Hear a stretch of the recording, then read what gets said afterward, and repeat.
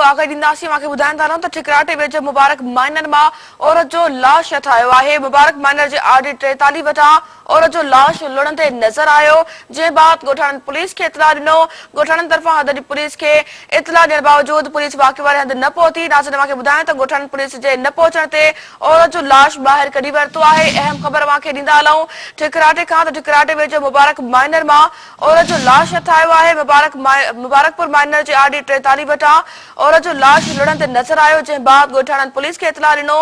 ॻोठाणनि तरफ़ां हदरी पुलिस खे इतला ॾियण बावजूद पुलिस वाक़े वारे हंधि नाहे पहुती। ॻोठाणनि पुलिस जे न पहुचण ते औरत जो लाश ॿाहिरि कढी वरितो आहे।